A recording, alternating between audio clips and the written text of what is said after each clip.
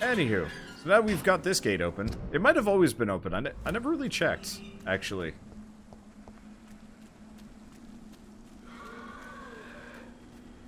Well, one way or another, she's not immediately in distress. Might be, though. We'll see. We got rat snacks, but I'm not too hungry for a rat snack yet. I'm a little curious why it has to be human blood.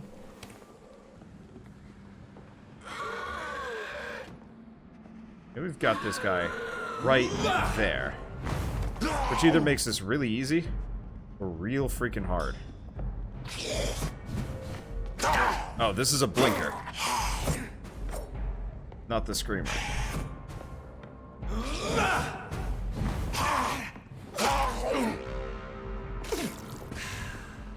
Well, that's fine.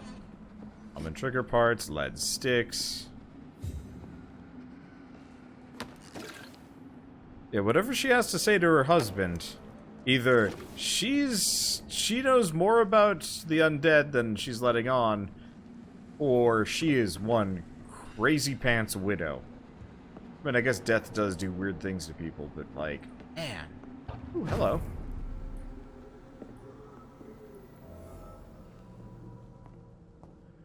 I cannot enter.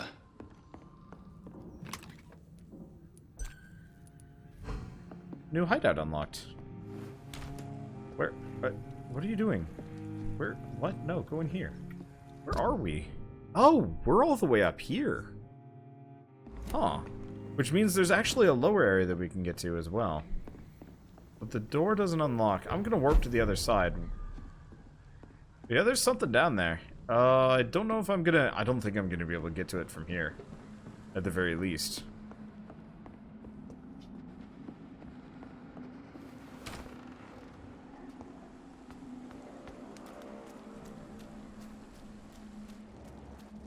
Now, have we pretty much... No. There's like a little bit of a waterway back there. I want to check out that area if I can get to it. I doubt it. Holy symbols and orichalcum. If you ever face a vampire, never forget that they fear holy symbols, as long as you have the faith. A cross, a Star of David, an olive branch even, can prove useful to repel these creatures from the pit, but you will not harm them for good. If you really want to hurt them, only one solution exists. Forget about wooden stakes or silver bullets, and find yourself the strongest weapon against vampires. Orichalcum.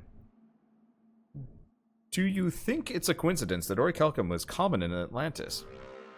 According to the legend and ancient writings, Atlantis was infested with vampires, and the place is now known as the Santorini Island. I'll personally pay £10,000 to the man who can provide me some real orichalcum. Clarence Crossley. For more information, contact me directly. Interesting. Probably useless, but I like these like little details and stuff. It'd be neat if we actually met some of these characters. Okay, so the thing I'm looking for is somewhere over here. Like back and down. If I can get to it. It might not be within reach for me. Like it might be something. Well, one way or another, we did find the person in distress. Yeah, so there's like an area down here, but I can't get to that. And then there's like some things back here, but I can't get to them. I guess let's just sprint out of here. Let's head for Whitechapel.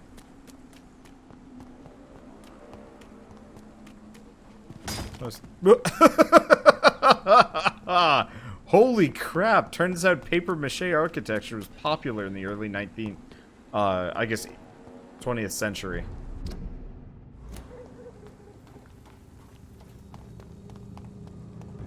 Hello.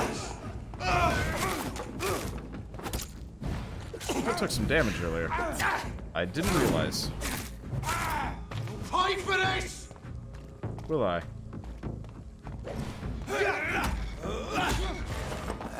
Blood!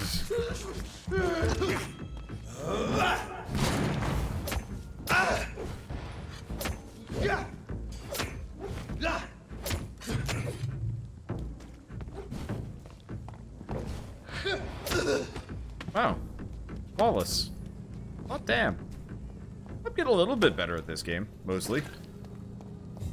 Who is the vampire in this game? Everyone is the vampire. It's just blood-sucking everybody. It's mutual blood-sucking, back and forth forever. That's how it works. Anyway, let's go actually progress the story instead of my compulsive need to explore and grind. Sorry, sir. No admittance. What? Sorry, sir. No admittance as I sprint past him out of the no-go zone into the... Alright. Sure, why not? Can I get in here? No, can't get in here. Interesting. Well, we kind of know where we're supposed to go at least, so I guess let's head that direction. Maybe talk to some people, but mostly just progress plot. I don't have your money. Come on, Barrett, you know it. Excuse me, sir. I have a few questions for you. Another journalist? I didn't answer the first one, so piss off! I'm not a journalist, I'm a doctor. A doctor, you say? It's quite a rare breed in this part of town. Really? But still, here I am. Dr. Jonathan Reid, at your service. I'm Joe Peterson to some, but Colossus Joe to most. And I don't remember asking for your service, sir. May I ask what you do around here? I do whatever I want, and sometimes even more. Now sod off. According to you, physicians are scarce in this part of town. Why is that? Not familiar with this neighborhood, are you? I guess your fancy colleagues are too afraid of being stabbed in the back. This part of town does have quite a reputation. Would you say it's justified? Totally. Look at me, for instance.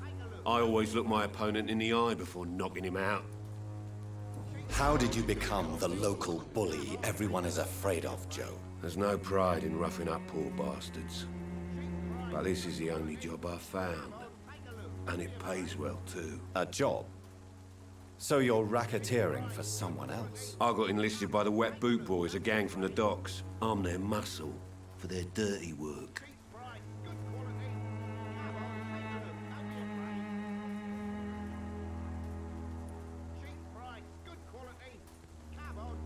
You survive at any cost, even at the expense of others. Perhaps that's just the law of nature. I don't care what you think, sir. I do what I have to do for my own reasons, and that's that. I'm not sure Mr. Lewis would agree with your by all means necessary philosophy, sir. Oh, do you really think he's the poor victim here? Barrett can be as sneaky as anyone. Long ago, I even called the bastard my best friend.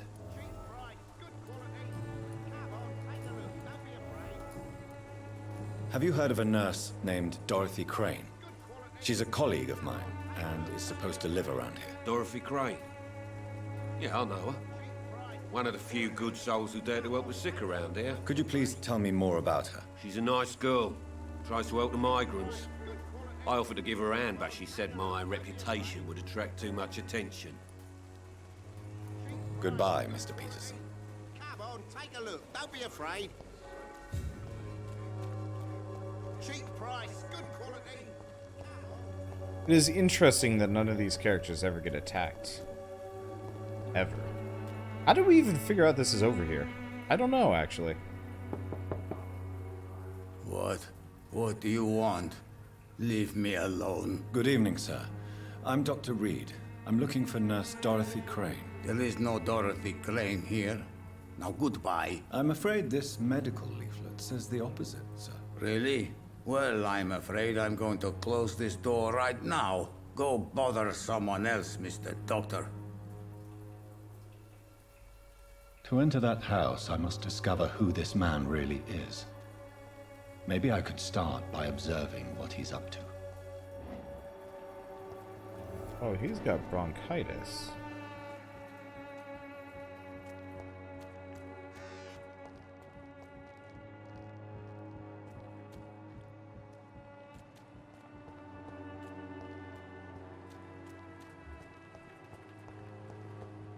Oh, she's the Swanborough.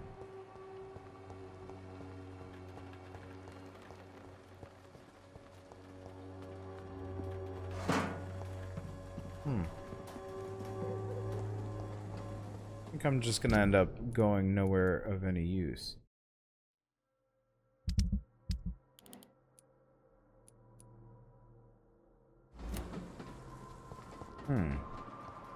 Maybe he'll come back around. I want to look for a second. We'll have to go talk to people, probably. I might also be able to get some verticality here. No, it doesn't look like it.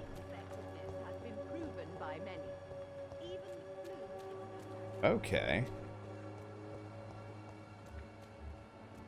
Oh, there we go.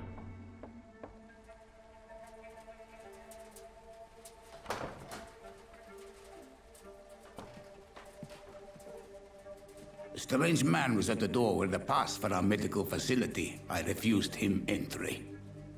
Darius, how could you know he didn't need our help? His clothes were too finely tailored to be from Whitechapel. Perhaps just a friend of that stray poet who is always about. Richard Nethercott? No, not of the same cloth, this man. I suspect some machination from that journalist. Clayton Darby. Is he still asking questions? Yes. I saw him drifting around St. Mary's Church. I swear he is tracking me just downwind.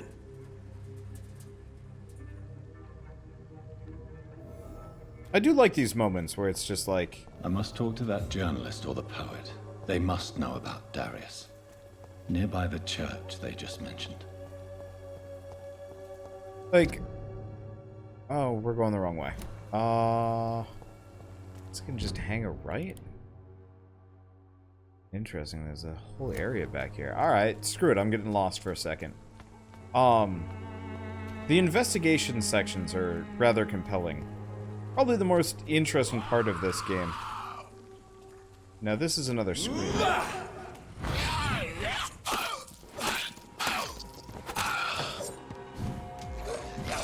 I don't know what's up with you.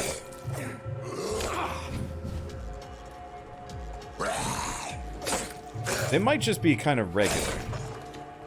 We'll see. There we go. I can't wait until I can get those handle parts to upgrade my stuff, though. That'll be nice. Speaking of, seeing as we know he has bronchitis, I think I've got the cure for bronchitis. Oh, hello. Rogue skull, and... Alright, nothing particularly helpful or hurtful or anything like that. Probably should have just started with the AoE now that I'm thinking about it.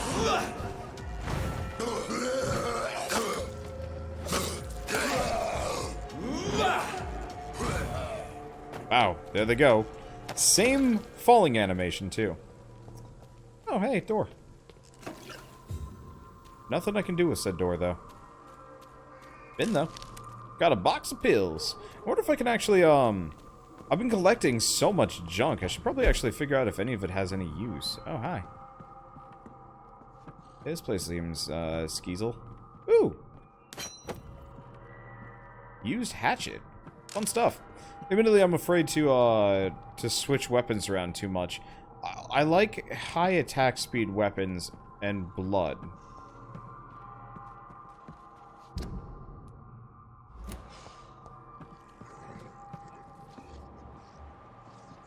Ooh.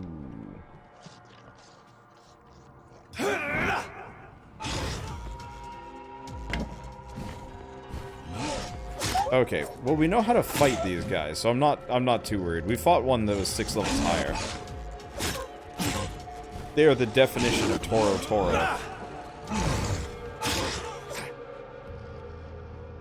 Rather easy too. Okay, there. I wonder if I can get back up there. I hope I can. Yeah, I can hear the exterminators talking over there, but that's nothing I have to worry about. Yeah, this feels like they made a detective game, and then they slapped some... Ooh, I can go further up.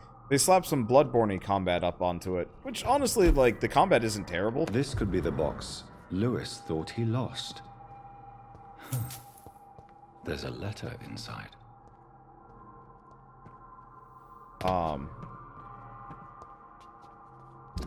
Let's see which direction I want to go. Oh, I do actually want to dive out this. We still haven't found the exterminators, but... Hi! There's a second one of these suckers.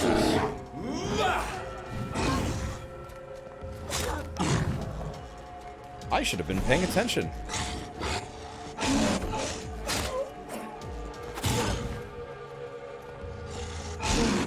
Luckily, they are complete chumps. Mainly just, they do a ton of damage.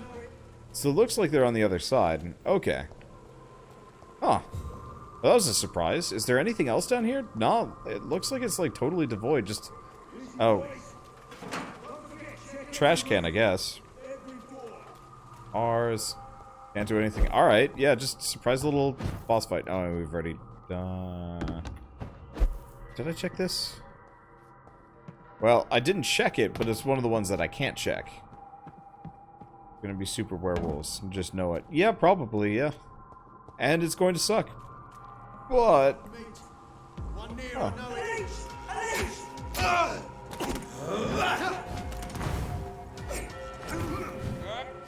God damn it. Focus on the guy that I'm next to that burns me. Wait, are the other guys just like... Oh.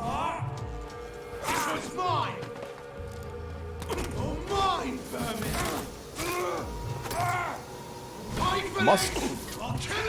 Mustard gas hurt. I'll send you to hell!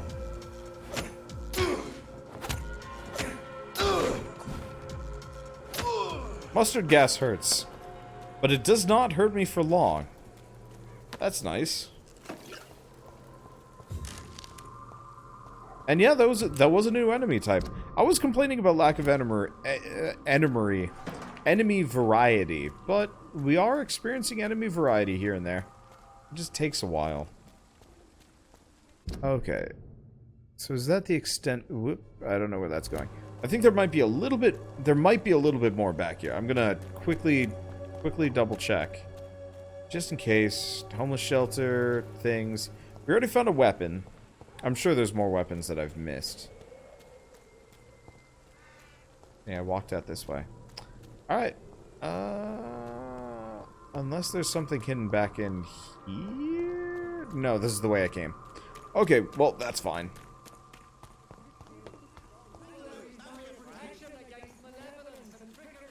Okay, so we got this guy's box. Good quality. Come Fancy on, buying take a look. something, Don't be sir? afraid. You never lose your focus, do you? I thought he lost a box. Joe never mind. Peterson. He's the villain here, isn't he? But you seem to know each other. I've known Joe for years. I saw him box once or twice. He was a friend then. But these days, he's just another thug. What can you tell me about Mr. Peterson? Besides his behavior toward you, obviously. Colossus Joe was a decent boxer, good one even. But after his wife passed away, he found every excuse to stop training. Just wanted to pick fights with everyone. It's never easy to find a new path in life, especially after the loss of a loved one. But crime is certainly not the best option. We've all had some rough times, ain't we? But most of us don't use our fists to see us through. And no one has ever stood up to this thug. Nobody would be fool enough to stand against a wet boot boy. Goodbye for now, Mr. Lip. Yeah, you're right. We might have to open the box. Where's my collection of junk? What? Oh.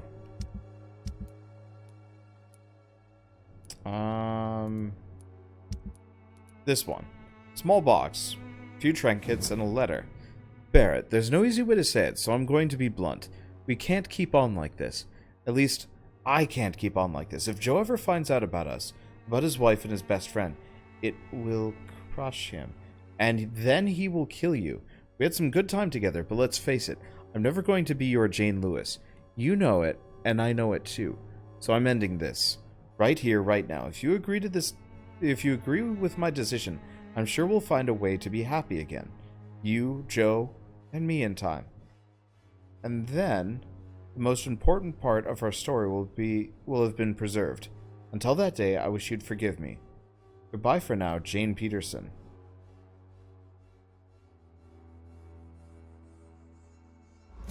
A love letter from Joe Peterson's wife, addressed to Barrett Lewis. Who should I give it never to, have I taken wonder? up my father's business.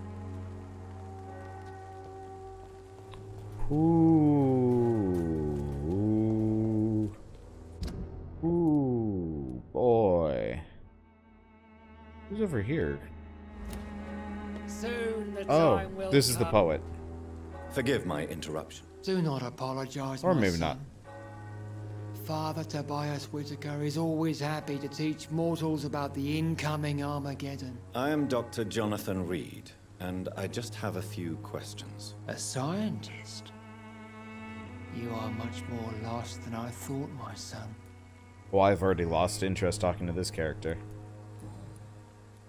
What do you mean when you say that I am more lost than you thought? All scientists are entangled in a world of causes and consequences. And most of them can't see the plain truth. Quite a judgmental opinion, if you ask me. But what do I know? Blinded by science as I am. But you are seeking answers, aren't you? Answers about the Armageddon about to strike the city. Answers about the hidden truth. Well, I suppose I can spare a few minutes listening to your so-called truth. As a doctor, you must be aware of the decimating epidemic. But let me tell you that this so-called Spanish flu is just the beginning of the end. What do you mean? The beast is finally revealing itself, corrupting the flesh and the heart of men. With my own eyes I have seen them, those minions from the abyss. Really? And what would be your answer to this biblical threat? We must fight the disease before this legion outnumbers us. But not with scalpels and microscopes. No. What is left then? Cleansing fire. Tell me, Tobias, what exactly is your plan concerning the cleansing of this city? God will recognize his own.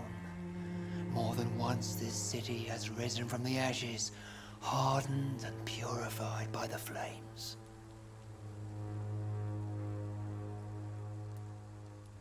Purification by fire has proved useful, but where do you stop? Burn the clothes? The buildings? The corpses? Worse? Your lack of faith is predictable. But my task is to convince rational minds like yours to see the light. This is God's will. You're mad and dangerous. You're nothing but a soulless butcher, a small-time Torquemada, the Savonarola of Whitechapel. My son, if you think salvation is a free gift, go listen to the lies of that pompous fool, Joseph. Joseph, a fool? Vicar Larrabee of St. Mary's Church. While he continues preaching his fraudulent redemption, more and more people die in the streets. What do you mean? Also, Quite a... but you... I am. But the answers I seek are based on facts, not superstition.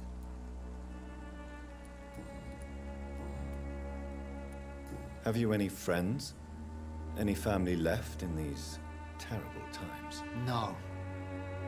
But I have a disciple I see as my son. He is so devoted. I send him to preach the good word in the heart of this corrupted city. Where did you send him? I sent Samuel to the Stonebridge Cemetery, where the pestilence and evil grows night after night. You sent him on some preaching crusade during the epidemic. As a true believer, Samuel will fear no evil while he walks through the valley of the shadow of death.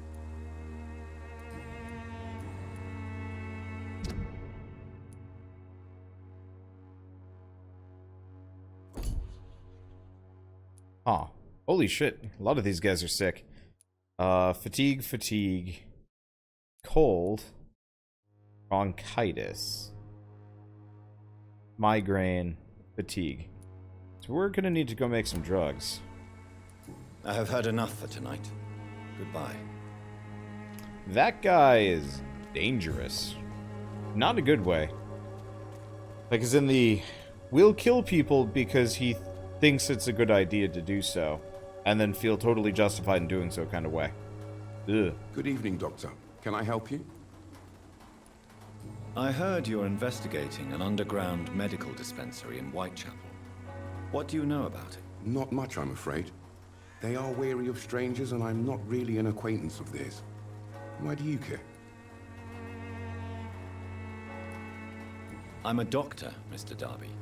I care about everything involving public health and this epidemic. Are you sure you're not just concerned about the repercussions that a scandal involving a certain Nurse Crane from the Pembroke Hospital would bring? Without a doubt, you are a damn fine journalist, Mr. Darby. What do you know of her accomplice, a man named Darius? I don't know much about the man. He's very cautious, never goes out, doesn't seem to have any friends or family. He has no relatives at all? No, except for that strange man, a poet named Richard Nithercott, who sometimes comes by. Darius would never let him in. Where can I find this Mr. Nithercott? He spends most of his time lurking around Whitechapel, talking to himself or declaring verses. These days, you can usually find him behind the church. He never goes out? No. A few days ago, he unexpectedly did. I followed him, but it was just a ruse to keep me away from his house. Really? How do you know? He went to the nearest mailbox, but just before posting his letter, he ripped it up and threw it away.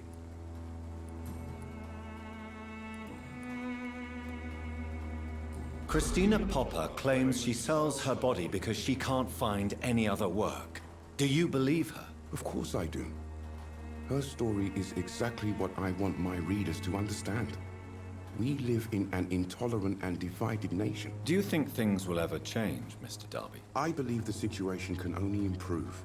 And now that women can vote, I'm convinced things will change. Goodbye, Mr. Darby. Farewell.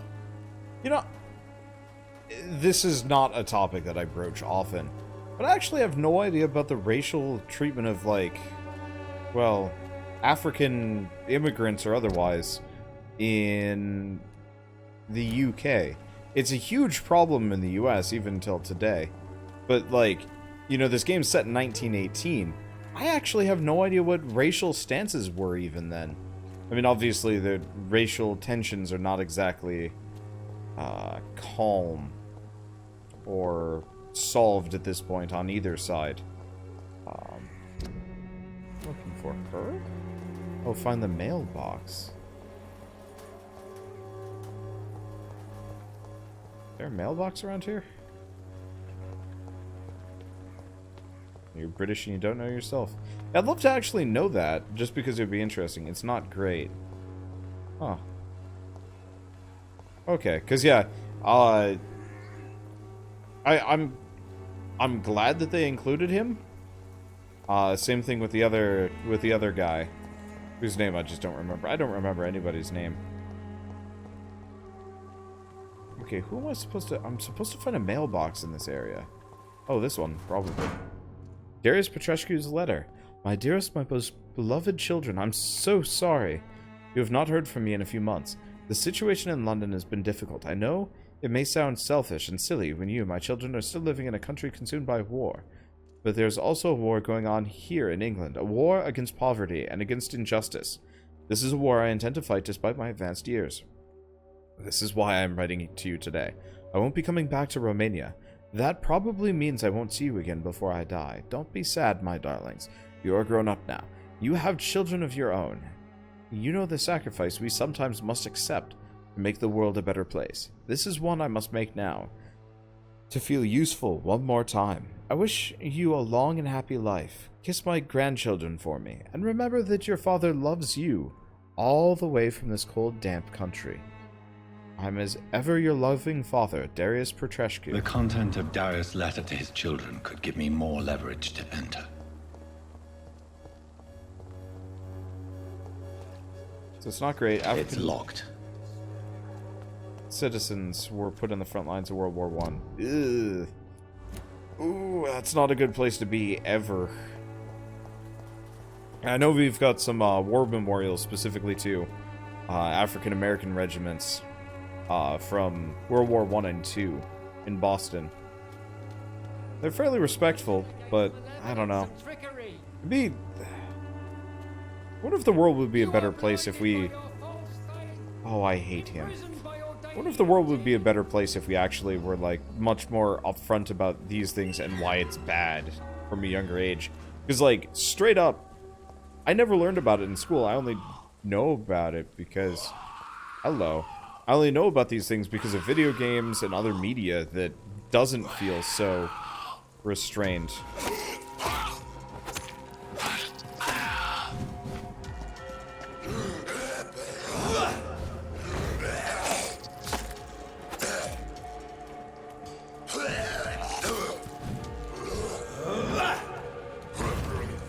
Man, that is effective. What do you think about famous people in history using, having their likeness being used in games like these? I think this game would be maybe kind of respectful-ish. I don't know. I think it varies. I think it would be more of kind of a casual amusement slash bewilderment more than anything else. Because, like, obviously, if there's a movie made about me in, like, 30 years, and it's really, well, not 30 years, but, like, 100 years, one, I'd be shocked, just because I don't think I'm that important. But beyond that, I think it would just weird me out. Whereas, like, if I were, say, Benjamin Franklin, and I found out that I was a central character in a online comic called Dr. McNinja, I think I'd be... Actually, Benjamin Franklin was known to have quite the sense of humor. So I think he'd love it. Honestly. But I think some people would be definitely quite annoyed. Good evening, sir. I'm Dr. Reid. I would like to ask you a few questions. Please be my guest. Although I may not be the best informant regarding this part of town, my words speak about that which the eyes cannot see. Really? Are you an artist of some kind? I'm a poet, sir. Richard Nethercott, at your service. May I ask what you're doing at this hour of night, sir? Do you live here? Not at all. I'm just enjoying the pleasure of a quiet walk. Though night talks are always preferable, if you ask me. Especially with strangers. But are you not afraid of the epidemic? Oh, why should I? I see some equity in the Spanish flu.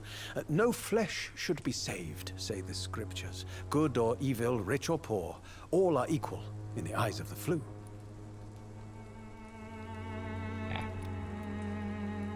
Oh, my mesmerized level's level 3. I didn't even realize. If you say so. But as a physician in a time of epidemic, I must caution you to avoid unnecessary exposure, sir. Thank you, Doctor. But we both know the seeker of truth has to go boldly where the weak dare not. What are your thoughts on the terrible situation in this city? Terrible, you say? No. Of course, the death of so many innocents is a tragedy. But the scourge has not been all bad for the city. Oh, no, sir. What are you talking about? Do you remember London before the flu? Noisy, cacophonic, quiet nowhere to be found. And now, listen to this oddly peaceful silence. Yes. The enjoyable silence of the grave. You have a unique perspective on the situation, I must admit. Most people fail to understand my perspective. I don't blame them. But how could I call myself a poet if I veiled my feelings? Are you aware that your life could be in danger in this part of town? But this is where I must be to feel the real beat of the city. I had to come, see it for myself, alone. If some misfortune came upon you, who would be here to help you? Well, you for a start, my dear doctor. I understand your need for solitude, but it's not safe around here. I don't care. I don't have many friends, Doctor, and my family despises me.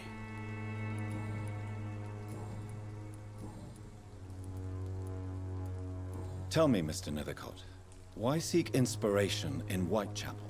The place is not beautiful per se, but how to explain it? Stirring and challenging.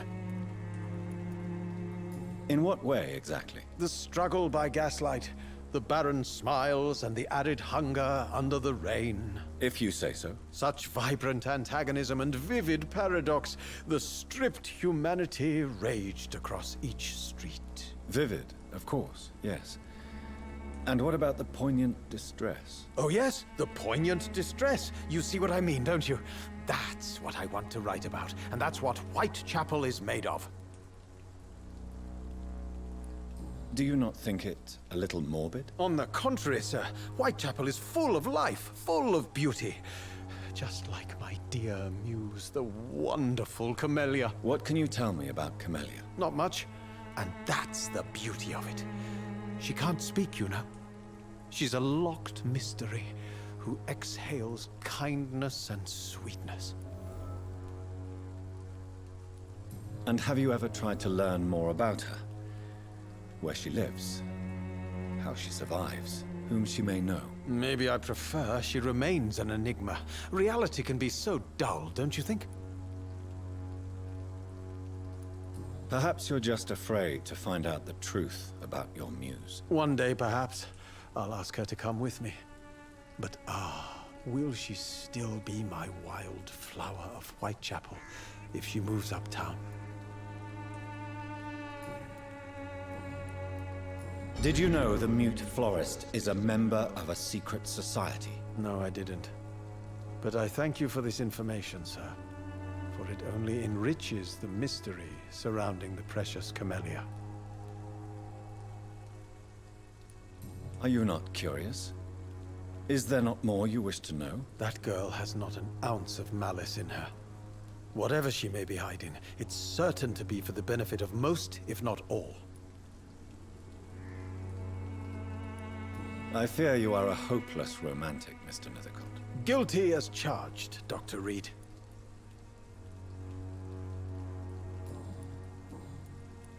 May I ask you a few questions about the district? Extraordinary part of town, is it not? I'll be glad to help you, if I can. I'm looking for Dorothy Crane, a nurse who lives in this vicinity. Dorothy Crane. Oh, I love the name. The Crane of Whitechapel. Sounds very mysterious. But, sorry, no, never heard of her. What can you tell me about an old man called Darius? Darius Petrescu? Yes, I know him. At first, I thought he was only a small publisher. I invited him to publish my work, but his reaction was pretty clear. Not interested in your talent? Darius is an old political activist who takes delight in printing tracts and lampoons. Those communist activities only require mediocre writing skills. I'll leave you alone, sir. Darius is a bit less of a mystery now. It should not be that difficult to incite him to let me in. Morbidity can have its own beauty and grace. Whitechapel is not just disease. Wait, he's got a cold. Despair. Get this open. Oh, gotta go find a workshop for a second. I was hoping there would be one in the church, but it looks like this entire district is external. Well, I guess we got one right there. I'm gonna go quickly slap together. I think I'm just gonna go slap together a bunch of remedies of what I can make. I might just make one of everything, because one thing I haven't been doing, like at all, is